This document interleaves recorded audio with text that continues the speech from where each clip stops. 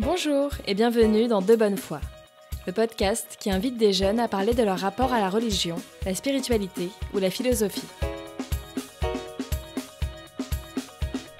Ils et elles sont athées, musulmans, juifs, chrétiens, bouddhistes ou agnostiques, et c'est à travers cette facette intime et parfois taboue de leur identité que j'ai appris à les connaître. Avec chacune de ces personnes, j'ai eu des discussions profondes et vécu des moments forts. Grâce à chacune d'entre elles, j'ai remis en question mes certitudes et bousculé mes préjugés. À travers ces échanges, j'ai aussi découvert des modèles de vivre ensemble qui m'ont profondément marquée. Je m'appelle Floriane et je veux partager ces rencontres avec vous.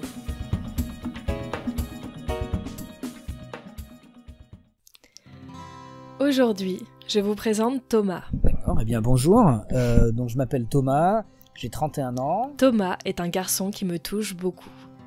Bavard, profondément optimiste et amoureux des gens, engagé sur de nombreux sujets, il est d'une curiosité insatiable. Je l'ai rencontré lors d'un voyage au Liban organisé par Coexister pendant l'été 2017. Durant ce séjour, nous étions 8 jeunes. Catholiques, musulmans et musulmanes, athées, agnostiques. Le lien affectif que nous avons tissé et la profondeur des conversations que nous avons eues durant ce séjour m'ont marqué à jamais. Au Liban, nous avons eu l'occasion d'assister à une messe chrétienne maronite. En sortant de la messe, nous parlions du geste de paix et Thomas m'a raconté comment ce geste avait été un élément déclencheur dans sa pratique religieuse. On s'échange la paix du Christ, il y a vraiment une connexion dans le regard qui se fait. La messe se termine, et bien après la messe, elle se retourne vers moi. L'écouter parler de son cheminement spirituel, mêlé à son regard critique, m'a captivé. Je voyais vraiment l'église comme une institution extérieure, un truc hiérarchique, un peu vieux jeu. C'est pour cette raison que j'ai voulu le faire parler à mon micro. Pas toujours facile, je suis quand même toujours resté quelqu'un de très rebelle et j'ai quand même des fois beaucoup de désaccords. J'ai profité de retrouver Thomas lors d'un festival pour enregistrer cet épisode. Du coup, vous entendrez parfois de la musique ou des bruits en arrière-plan. Bonne écoute. Parle-moi un peu de l'éducation religieuse que tu as reçue, les différents modèles que tu avais aussi. Alors j'ai été élevé au sein d'une famille, je pense comme il y en a un certain nombre en France, qui m'a transmis une éducation catholique un peu par habitude.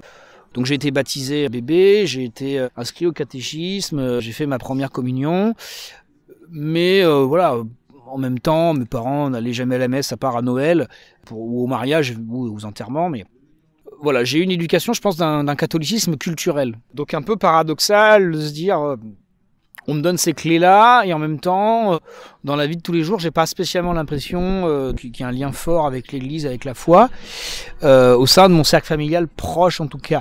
Et en même temps, donc il y a quand même eu des figures personnelles qui m'ont marqué. Je pense particulièrement à mon parrain et à mes grands-parents côté maternel, qui je le savais, voilà, avec une foi plus particulière, plus vive, pratiquant dans ces trois cas. Et il se trouve que assez paradoxalement, c'était aussi des gens qui humainement m'inspiraient énormément. Je trouvais qu'il y avait une générosité, un engagement associatif, une transmission de plein de valeurs, de plein de cultures, qui m'a toujours fasciné et qui m'a toujours questionné. C'est marrant, ce sont ces personnes-là qui m'aiguillent le plus. Pendant ton enfance, ton adolescence, t'étais pas très proche de l'église. En tout cas, tu te considérais comme catholique. Tu vas m'expliquer plus exactement. Bon, je me souviens que tu m'as dit que t'as toujours senti que t'avais la foi, que t'arrivais de prier seul, même si tu vivais ta foi de manière individuelle. Elle a toujours été là. Ouais, exactement. C'est vrai qu'il y a beaucoup de gens qui reçoivent une éducation religieuse, qui des fois se disent, bon voilà, bon gamin, t'es dans le moule, t'es dans l'histoire, tu te poses pas trop de questions. Et puis arrive à l'adolescence, la communion, enfin c'est voilà, ces âges-là, voilà, 10 ans, 12 ans, 14 ans, où tu commences à remettre beaucoup de choses en question.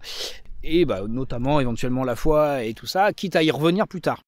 Moi, c'est pas arrivé effectivement comme ça, c'est-à-dire que on m'a transmis une éducation religieuse, donc où voilà, on m'a parlé de certaines choses.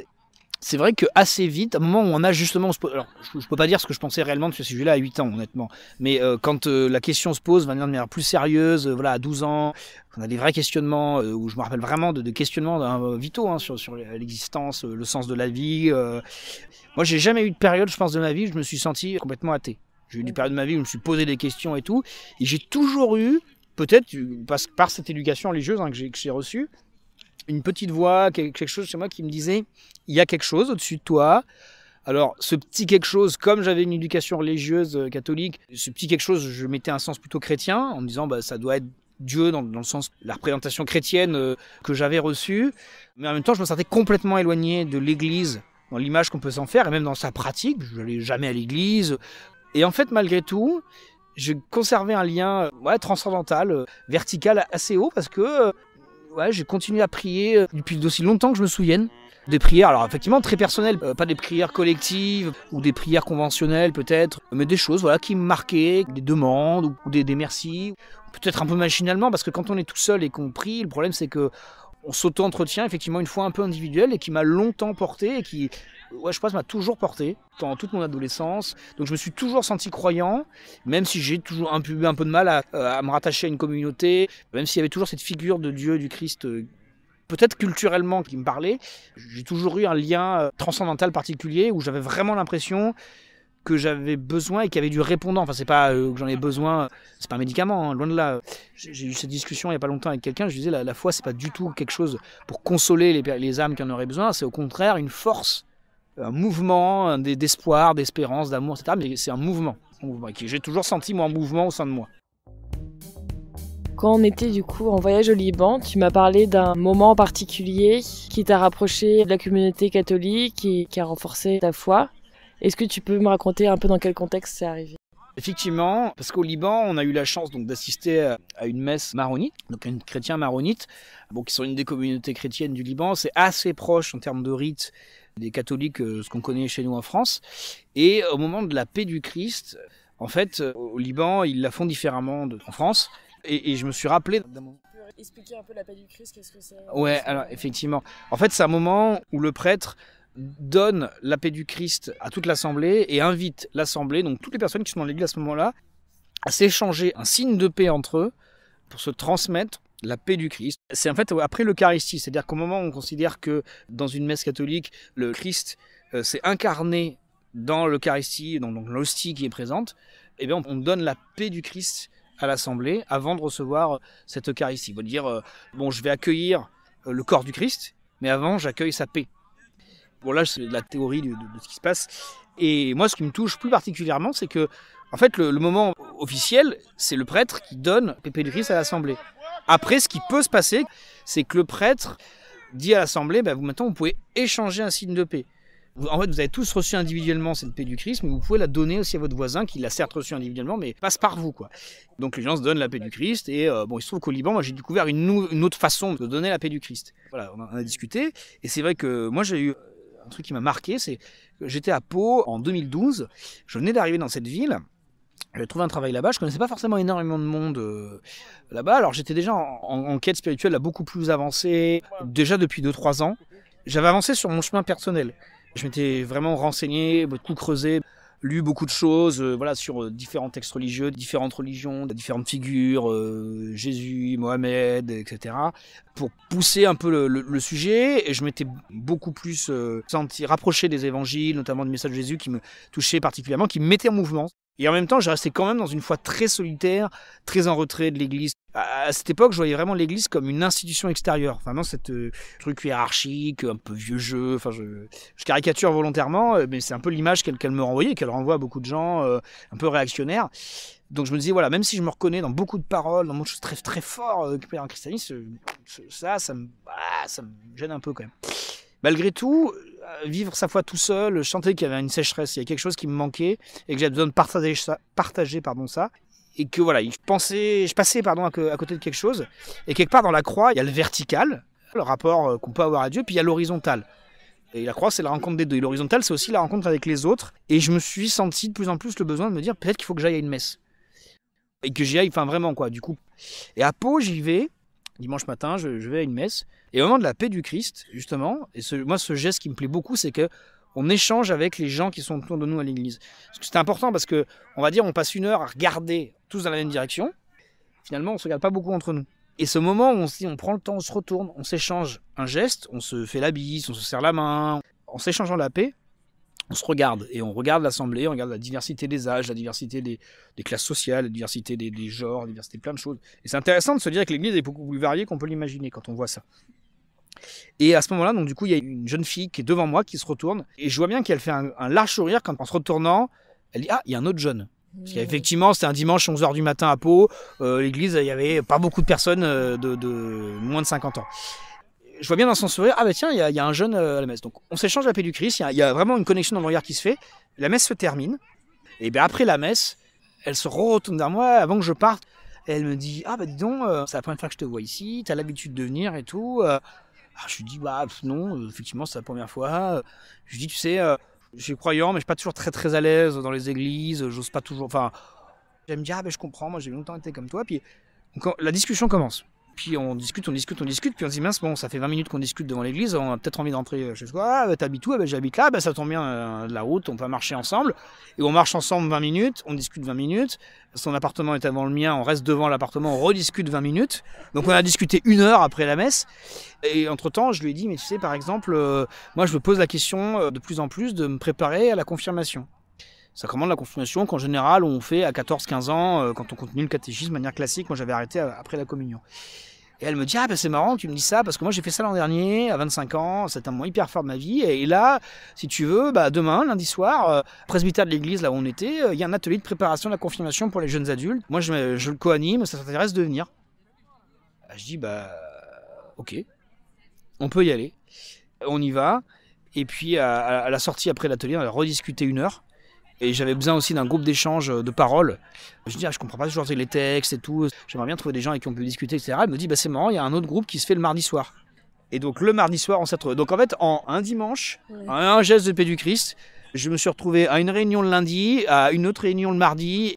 Et j'ai vécu une année 2012-2013 à Pau. En fait, clairement, j'ai compris le sens du mot église. Et l'église, c'est la communauté des croyants. Et pas une institution. C'est d'autant plus marquant que 2012-2013, c'est l'année de la loi du mariage pour tous. Et c'est la loi, donc en regard de la manifestation pour tous, avec quand même ce qu'elle a drainé dans les églises, notamment, pas que, mais quand même, on a bien vu quand même la connotation, franchement même homophobe, ou pour certains, peut-être pas homophobe, mais d'incompréhension et de rejet de cette loi, et que moi j'ai trouvé complètement déplacé. Et en fait, c'était tout ce que j'ai toujours détesté dans l'Église, m'a toujours empêché d'y aller, qui était en train de se passer sous mes yeux, au moment où moi, j'ai fait une année où j'ai jamais été autant dans l'église, où j'ai compris que l'église, ça n'appartenait pas à des gens avec qui je pouvais pas être d'accord, mais c'était une communauté de croyants, et j'ai fait le basculement inverse. Je me suis dit, puisqu'il y a des gens comme ça dans l'église, eh ben, en fait, il faut que j'y sois aussi, pour faire entendre une autre musique, et que je peux pas critiquer une communauté dans laquelle partout j'ai plein de valeurs, je partage plein de valeurs, et où, en fait, où j'ai aussi rencontré énormément de gens avec qui je partageais les valeurs, et que les 2-3 têtes de figure qu'on associe partout, en fait, ils sont pas tant que ça. Mais on les voit partout. Et je me suis dit, bah en fait, effectivement, si les autres ou s'en vont ou se taisent, eh ben, il y a de la place que pour cela. Et donc, en fait, ce qui aurait pu me freiner au moment où j'avais cette entrée-là, m'a au contraire boosté à me dire, bah non, en fait, au contraire, continue de t'engager, continue de t'investir. Et donc, j'ai fait une année, vraiment, je suis devenu pratiquant, au sens où on entend dans l'église cette année-là. Et puis, j'ai fait ma confirmation à la Pentecôte, donc 2013, c'est à 25 ans. Et c'était un des plus beaux moments spirituels de ma vie, quoi. Quels sont tes engagements au sein de l'Église aujourd'hui? J'ai été sollicité pendant 2 ans pour faire partie de l'équipe d'animation de l'aumônerie des étudiants à Limoges. Bon, j'ai vraiment beaucoup aimé. Après, j'ai aidé aussi une des responsables du catéchisme en lycée public. C'était aussi pour essayer d'apporter un regard un peu différent, un peu neuf, un peu, voilà, mon histoire qui peut être particulière avec l'Église, un peu critique aussi, parce que voilà, j'ai quand même toujours resté quelqu'un de très rebelle. Et bon, là, j'ai raconté aussi la belle histoire de comment je suis rentré. C'est pas pour ça que c'est toujours tout repos, et qu'il n'y a pas eu des moments où j'ai voulu lâcher les bras, et je me suis dit, punaise, il y a quand même trop de choses qui me plaisent pas dans l'institution, j'ai envie de me barrer. Malgré tout, j'ai pas envie de laisser l'institution à des gens qui avec qui je suis en désaccord, mais c'est pas toujours facile. J'ai quand même des fois beaucoup de désaccords. Et les autres engagements, pendant 2 ans, j'ai accompagné un jeune catéchumène. Donc, c'est-à-dire, un catéchumène, c'est quelqu'un qui demande le baptême. Alors c'est vrai que souvent quand on baptise les gens, les bébés à 6 mois, à 1 an, bon, ils n'ont pas demandé le baptême, les parents. Mais quand on demande le baptême, on a 12 ans, on a 20 ans, on a 50 ans, c'est pas automatique, c'est pas comme un bébé pour le coup. Il y a une préparation spirituelle, ce qui est, pour le coup, je trouve très intéressant, très beau. Et moi, j'ai été sollicité pour accompagner un jeune de 23 ans, je crois, qui demandait le baptême, et pendant 2 ans, une fois par mois, l'aider sur qu'est-ce que c'est qu'être chrétien dans sa vie de tous les jours, qu'est-ce que c'est que la foi, qu'est-ce que c'est qu'avoir des doutes. Je lui ai dit, hein, une foi, si tu es sûr de toi, c'est que ta foi est morte. Une foi vivante, c'est une foi qui doute tout le temps, c'est un chemin, je dis c'est une force, c'est pas un truc fixe, c'est pas une certitude. On est des croyants, on n'est pas des sachants, donc on ne sait pas les choses, on fait confiance. La foi, c'est aussi ça, fidélis, hein, c'est la confiance, la racine même du mot, hein, donc on fait confiance à un chemin, après il se passe ce qui se passe, et il faut être modeste aussi. Donc c'est toutes ces choses-là, donc je l'ai aidé pendant 2 ans. Là, j'ai été sollicité plusieurs fois aussi pour former les diacres du diocèse à l'interreligieux. Ça, c'est par rapport à mon engagement à coexister. Donc, je vais refaire une formation bientôt. Maintenant, ça fait plusieurs années que tu es engagé dans l'interreligieux, l'interconvictionnel. Raconte-moi comment ça a commencé.